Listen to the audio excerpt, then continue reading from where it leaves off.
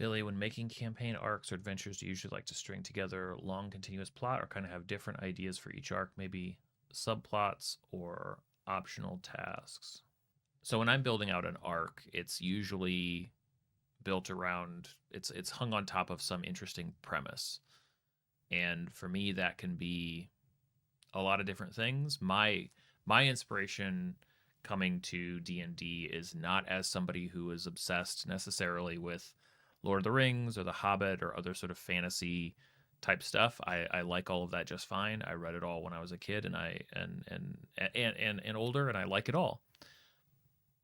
But my source of inspiration is I guess more adventure-ish and even a little bit more sci-fi-ish in some ways, if that's what you'd call whatever you'd call like Twilight Zone, whatever you'd call, Goosebumps or Choose Your Own Adventure books.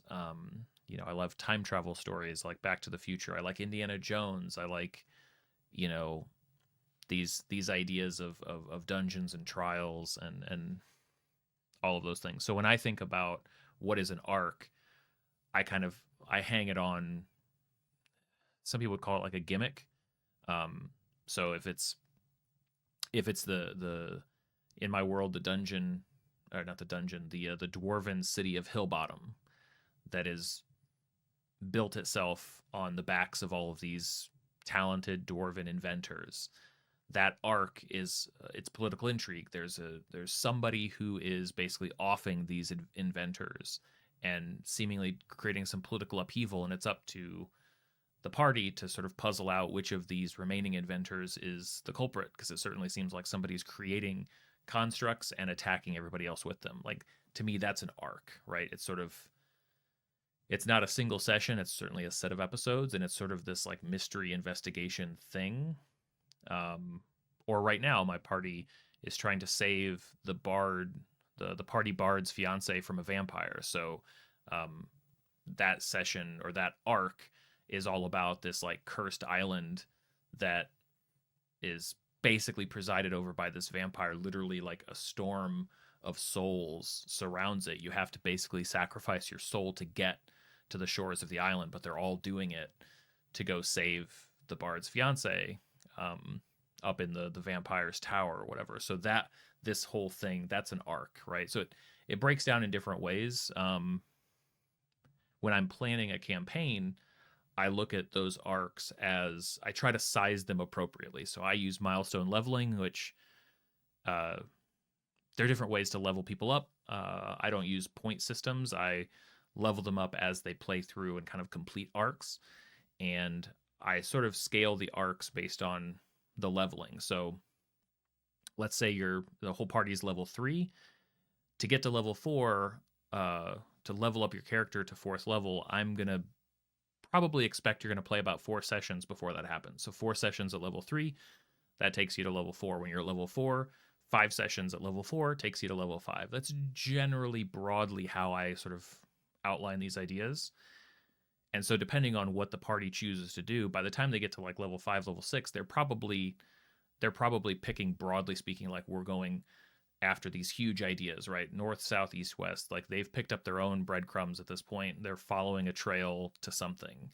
So when I'm looking at from level 5 to level 6, let's say, and that's a 6 session thing, I'm kind of trying to decide, okay, is this probably is going to be like 2 arcs that are each like 3 sessions each, maybe 2 small adventures, or something that's 6 long. I don't spend a ton of time thinking about that, because when I'm running the campaign,